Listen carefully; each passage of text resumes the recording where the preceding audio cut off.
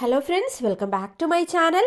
അങ്ങനെ അരവിന്ദനെ പോലീസ് സ്റ്റേഷനിൽ ആ ഒരു രീതിയിലൊക്കെ കണ്ട് ആകെ മനസ്സ് വെറുത്ത് സങ്കടപ്പെട്ടും പിന്നെ ചാരുവിനോടും ആകാശിനോടുള്ള പകയാലും ഒക്കെയാണ് നമ്മുടെ ആകാശിൻ്റെ അമ്മ വീട്ടിലേക്ക് തിരിച്ചെത്തുന്നത് കേട്ടോ. പക്ഷേ തിരിച്ചെത്തിയ ആകാശിൻ്റെ അമ്മ കാണുന്ന കാഴ്ച എന്താ? ആകാശിൻ്റെ അമ്മ എന്ന് പറയാൻ പറ്റില്ല, അരവിന്ദൻ്റെ അമ്മ എന്ന് പറയുന്നതായിരിക്കും ശരി. അവർ കാണുന്ന കാഴ്ച എന്താ?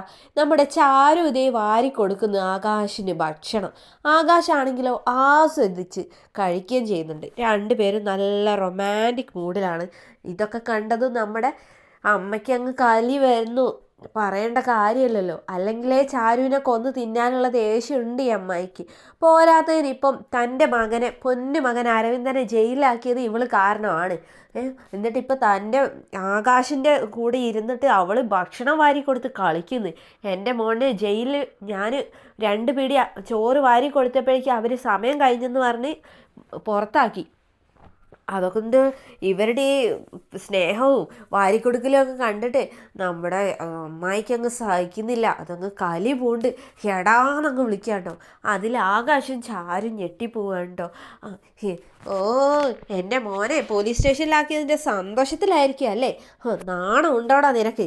എൻ്റെ മോനെ പോലീസ് സ്റ്റേഷനിലാക്കിയിട്ടേ നീ ഒന്നും ഇവിടെ ജീവിക്കണ്ടെന്ന് പറഞ്ഞിട്ട് ഇവളങ്ങ് വലിയ പ്രശ്നം ഉണ്ടാക്കുകയാണ് കേട്ടോ. നീ ഇനി ഈ വീട്ടിൽ ജീവിക്കാൻ ഞാൻ സമ്മതിക്കില്ലടി. എൻ്റെ മോനെ പോലീസ് സ്റ്റേഷൻ കയറ്റിയ നിന്നെ ഇനി ഈ വീട്ടിൽ ജീവിക്കാൻ ഞാൻ അനുവദിക്കില്ല എന്നും പറഞ്ഞിട്ട് അരവിന്ദൻ്റെ അമ്മ കൈ ഓങ്ങാണ്ടോ ചാരുവിനെ അടിക്കാൻ വേണ്ടിയിട്ട്. പക്ഷേ ഒട്ടും പ്രതീക്ഷിക്കാതെ പഴം വിഴുങ്ങിയായ നമ്മുടെ ആകാശ് അമ്മയുടെ കയ്യിലങ്ങ് കയറി പിടിക്കുകയാണ്.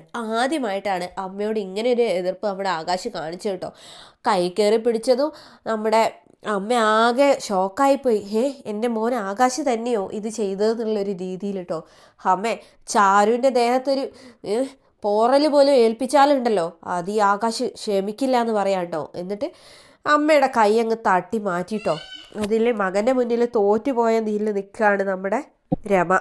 ചാരുവിനെ തൊട്ടാലേ ഞാൻ വെറുതെ ഇരിക്കില്ല എന്ന് ആകാശ് പറയാം കേട്ടോ. ഇവളെ എന്ത് തെറ്റ് ചെയ്തിട്ട് അമ്മ ഇവളെ അടിക്കാൻ കൈ ഓങ്ങിയത്? അരവിന്ദേട്ടനെ പോലീസ് സ്റ്റേഷനിൽ കിടക്കുന്നത് അരവിന്ദേട്ടൻ്റെ കയ്യിലിരിപ്പോണ്ടാ. ആവശ്യമില്ലാത്ത കാര്യങ്ങൾക്ക് ഇറങ്ങി പുറപ്പെട്ട് എൻ്റെ ഓഫീസിൽ പോയി കച്ചറ ഉണ്ടാക്കി എന്നെ പോലീസ് സ്റ്റേഷനിൽ കിടത്തിയപ്പോൾ ഈ രോഷമൊന്നും ആർക്കും ഞാൻ കണ്ടില്ലല്ലോ എന്നും ആകാശ് ചോദിക്കുന്നുണ്ട് കേട്ടോ. അതോട് കേട്ടപ്പം നമ്മുടെ രമയ്ക്ക് ആകെ കലി കയറുന്നുണ്ട് കേട്ടോ. തോറ്റവളെ പോലെ പിന്മാറി പോവുകയാണേ. നിന്നെ ഇവിടെ സന്തോഷത്തോടെ ജീവിക്കാനേ ഞാൻ ജീവനോടുള്ളപ്പോൾ അനുവദിക്കില്ലടി എന്നുള്ളൊരു താക്കീതും നൽകിയിട്ടാണ് രമ പോകുന്നത് കേട്ടോ. ശേഷം പിന്നീട് നമ്മുടെ ബാലമാമ വന്നപ്പോഴാണ് ചാരുവിനെ തല്ലാൻ വേണ്ടിയിട്ട് അമ്മ കൈ ഓങ്ങിയ കാര്യമൊക്കെ അറിയുന്നത് കേട്ടോ. ചാരു ഇതൊന്നും പറഞ്ഞില്ലായിരുന്നു. ചാരു ആകെ സങ്കടപ്പെട്ട് നിൽക്കുകയാണ് കേട്ടോ. ഇനിയിപ്പോൾ ഇതിൻ്റെ പേരിൽ എന്തൊക്കെ പ്രശ്നമായിരിക്കും ഉണ്ടാകുന്നതെന്നൊക്കെ ഓർത്തിട്ട്. ബാലമാമയ്ക്കാണെങ്കിലോ ചാരുവിനെ തല്ലാൻ കൈ ഓങ്ങി അറിഞ്ഞതും ബാലമാമ ആകെ പ്രശ്നമാക്കി. എടി രമേ, നീ എൻ്റെ ചാരുമോളെ തല്ലാൻ കയ്യോങ്ങിയല്ലേ? നിനക്ക് എന്ത് ധൈര്യം ഉണ്ടായിട്ടാടി എൻ്റെ കുഞ്ഞിന് നേരെ കയ്യോങ്ങിയെന്നൊക്കെ ചോദിക്കുകയാണ് കേട്ടോ. എന്നിട്ട് ഇനി അതിന് രമ പറയാണ്, എൻ്റെ മോൻ അവിടെ കഷ്ടപ്പെട്ട് പോലീസ് സ്റ്റേഷനിലേ പോലീസുകാരുടെ തല്ലും കൊണ്ട് കിടക്കുന്നതേ നിങ്ങളും നിങ്ങളുടെ ഈ ചാരുവും കാരണമാണ്. അതെനിക്ക് ക്ഷമിക്കാൻ കഴിയില്ല. ഇവളെ ഞാൻ ഇവിടെ ജീവനോടെ കത്തിക്കുന്നൊക്കെ പറഞ്ഞിട്ട് ആകെ ബഹളം ഉണ്ടാക്കുകയാണ്. അതിൽ നീ എന്ത് പറഞ്ഞടീന്ന് ചോദിച്ചിട്ട് ബാലമാഷ് കൈ ഓങ്ങാണ് കേട്ടോ രമയെ തല്ലാൻ. പക്ഷേ തല്ലി ആ കവിളത്ത് കൊള്ളുന്നതിന് മുന്നേ തന്നെ ബാലമാഷ്ക്കൊരു വിളി വരികയാണ്. മറ്റാരുമല്ല, അരവിന്ദനാണ്. ബാലമാഷേ, ഈ ബാലമാഷ ഈ കച്ചറ ഉണ്ടാക്കുന്ന സമയത്ത് പറഞ്ഞായിരുന്നു, നീ ഇനി ഈ വീട്ടിൽ നിൽക്കണ്ടടി, ഇറങ്ങിപ്പോടി ഈ വീട്ടിൽ നിന്ന്. ഈ വീട്ടിൽ നിനക്ക് നിൽക്കാനേ ഒരു ഇതുമില്ല. ഇങ്ങനെ ദുഷ്ടബുദ്ധിയായ നിന്നെയൊക്കെ വീട്ടിൽ നടന്നാലേ ഈ കുടുംബം തന്നെ കുട്ടിച്ചോറായി പോകുന്നൊക്കെ പറഞ്ഞിട്ട് രമയെ ആട്ടി ഇറക്കാനും നോക്കുന്നുണ്ട് കേട്ടോ. അപ്പോഴാണ് നമ്മുടെ അരവിന്ദൻ്റെ വരവ് കേട്ടോ. ബാലമാഷേ, ഇതേ എൻ്റെ പേരിലാണ് ഈ വീട്. ഇന്നലെ പണ്ട് ഈ വീട് നിങ്ങളുടെ ആയിരുന്നു. പക്ഷേ നിങ്ങൾ ഈ വീട് എൻ്റെ പേരിൽ എഴുതി വെച്ചത് നിങ്ങൾക്ക് ഓർമ്മയില്ലേ? ഈ വീടിപ്പേ എൻ്റെ സ്വന്തം. ഇറങ്ങിപ്പോവേണ്ടതേ നിങ്ങളെല്ലാവരും അത് പറയാം കേട്ടോ. അത് കേട്ട് ബാലമാഷ് ഞെട്ടിപ്പോവാണ്. ചാരുവിനെ വിവാഹം കഴിക്കാൻ വേണ്ടിയിട്ടാണ് അരവിന്ദൻ്റെ പേരിൽ ഈ ഒരു വീട് എഴുതി വെച്ചത്. അതിപ്പോൾ തനിക്ക് തന്നെ വിനയായ കാര്യം ബാലമാഷ് ഞെട്ടലോടെ ഓർക്കുകയാണ് കേട്ടോ. വീട് തൻ്റെ പേരിലാണെന്നുള്ള ഹുങ്കോടെ അരവിന്ദൻ മുന്നോട്ട് നിന്നിട്ട് അമ്മയെ അങ്ങ് ചേർത്ത് പിടിക്കുക. ഇതെൻ്റെ അമ്മ, ഈ വീട്ടിലെ മഹാറാണി. എൻ്റെ അമ്മയെ തൊഴുത് വേണം എല്ലാവരും നിന്നോളാൻ. എന്നെ പോലീസ് സ്റ്റേഷനിൽ പോലീസുകാർ തല്ലുന്നത് കണ്ട് സുഖിക്കായിരുന്നില്ല നിങ്ങളെല്ലാവരും. എന്നെ അവിടെ തന്നെ ജീവിതകാലം മുഴുവൻ പോലീസ് സ്റ്റേഷനിൽ കിടത്തുന്നല്ലേ നിങ്ങൾ വിചാരിച്ചത്? അങ്ങനെയൊക്കെ പറയാണ്ടോ. രമയ്ക്കാണെങ്കിലും അരവിന്ദനെ കണ്ടതും വളരെയധികം സന്തോഷമാവുകയാണ് കേട്ടോ. എൻ്റെ പൊന്നു മോനെ, നിന്നെ പോലീസ് സ്റ്റേഷനിൽ നിന്ന് വിട്ടോടാന്നൊക്കെ ചോദിക്കാണ്ടോ.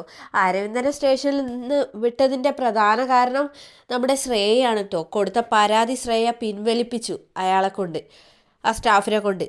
അതുകൊണ്ടാണ് അരവിന്ദനെ സ്റ്റേഷനിൽ നിന്ന് വിട്ടത് കേട്ടോ. അതിനുള്ള പ്രത്യുപകാരം ഇനി ശ്രേയ എന്താണ് ചോദിക്കാൻ പോകുന്നതെന്ന് വെച്ചാൽ അത് അരവിന്ദന് ഏറ്റവും സന്തോഷമുള്ള കാര്യം തന്നെയാണ്. ആകാശിനെയും ചാരുവിനെയും ജീവിക്കാൻ വിടാതെ അവരെ ഇങ്ങനെ ആക്രമിച്ചുകൊണ്ടിരിക്കാനുള്ള ഒരു ദൗത്യം തന്നെയായിരിക്കും അരവിന്ദന് ശ്രേയ നൽകാൻ പോകുന്നത്.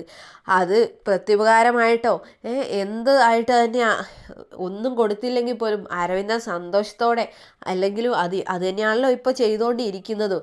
അനിയനെയും അനിയൻ്റെ ഭാര്യയെയും ദ്രോഹിക്കാൻ വേണ്ടിയിട്ടാണല്ലോ അരവിന്ദനും അരവിന്ദൻ്റെ അമ്മയും ശ്രമിക്കുന്നത്. അതിലെരുതിയിൽ എണ്ണ പകരാൻ ഇനി ശ്രേയയും അവർക്ക് കൂടെ ഉണ്ടാവും. ഒരുപക്ഷെ അരവിന്ദൻ്റെ ജീവിതത്തിലേക്കും ശ്രേയ കയറി വന്നേക്കാം. ചാരുവിൻ്റെ ഏടത്തിയമ്മയായിട്ട് ആ വീട്ടിലേക്ക് ശ്രേയ ഒരുപക്ഷെ ആകാശിനോടുള്ള വൈരാഗ്യം മൂലം ഈ വീട്ടിൽ നിന്നും അവരെ മാക്സിമം ദ്രോഹിക്കണമെങ്കിൽ തനിക്ക് അരവിന്ദൻ്റെ ഭാര്യയാവുന്നതായിരിക്കും നല്ലതെന്ന് തോന്നുകയാണെങ്കിൽ ശ്രേയ ചിലപ്പം അതിനും ഒരുങ്ങി പുറപ്പെട്ടേക്കാം. അങ്ങനെ അരവിന്ദൻ്റെ ഭാര്യയായിട്ട് ശ്രേയ ആ വീട്ടിൽ കയറിയാൽ പിന്നെ ചാരുവിൻ്റെ കാര്യം ഓർക്കാനുണ്ടല്ലോ. അമ്മായിമ്മയും അരവിന്ദനും എല്ലാവരും തന്നെ ചാരുവിനെതിരായിട്ട് നിന്നിട്ട് അവളെ അവിടെ ഇട്ട് കൊല്ലാക്കൊല്ല ചെയ്യല്ലോ.